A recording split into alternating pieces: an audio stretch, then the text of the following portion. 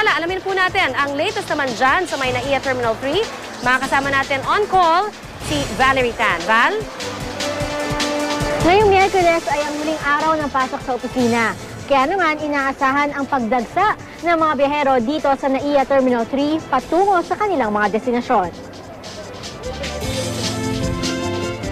Naabutan din namin ng pamilya Brooks na uuwi ng Cagayan de Oro. So ma'am, ano pong gagawin nila sa Cagayan? Bibisita ng pamilya kasi matagal na hindi nila nakita yung mga anak ko. Ito palang umpisa. First time pala makita ng anak mo? Oo, itong dalawa. Si Letlet ay hindi na pumasok sa opisina para lang makapagbakasyon kasama ang kanyang pamilya. Kasi para mag-spend ng time sa family ko there sa Iloilo. Mga in-laws ko kasi first time.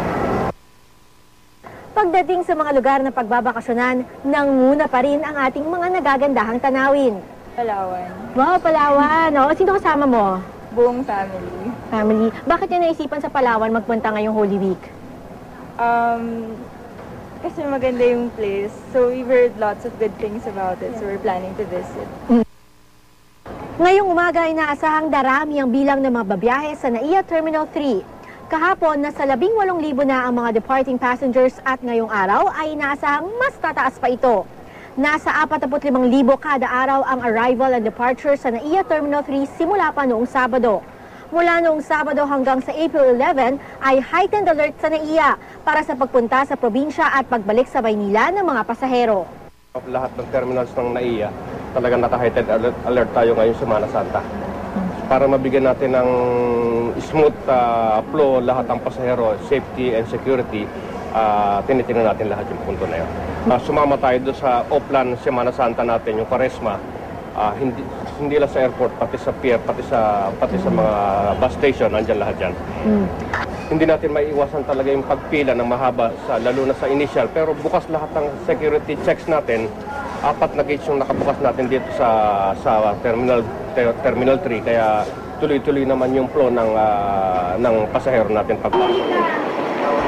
Simula kaninang madaling araw ay may mga nahuli nang ipinagbabawal sa bagahe ng mga pasahero tulad na lamang ng 2 bullet amulets, isang live M16 bullet, isang replika ng toy gun at ang pinakahuli ay ang 2 bala ng caliber 45.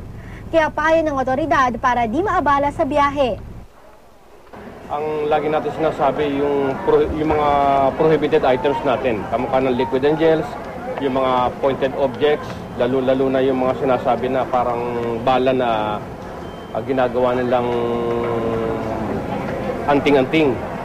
Mahigpitan ho natin pinagbabawal yung mga bagay na yon at tsaka yung pagsasabi ng mga bomb joke sa aeroplano, no? Talagang bawal ho yun kung magbabakasyon ka ngayon sa Semana Santa tapos magbibiro ka ng gano'n sa aeroplano, baka hindi ka makaabot sa probinsya, baka sa kulungan ka pulutin, no? Kaya as much as possible, wag na ho tayo magsasabi ng mga ganong bomb joke at saka travel light ho, kung po pwede, para hindi masyadong mahasel sa pagbiyahe nyo.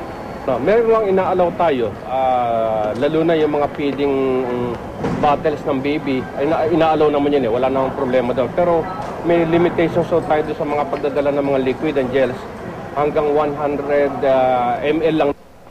Paalala lamang sa ating mga biyahero, dumating sa airport 3 oras bago ang inyong takdang oras ng pagbiyahe para ang inyong Holy Week vacation ay maayos at walang aberya.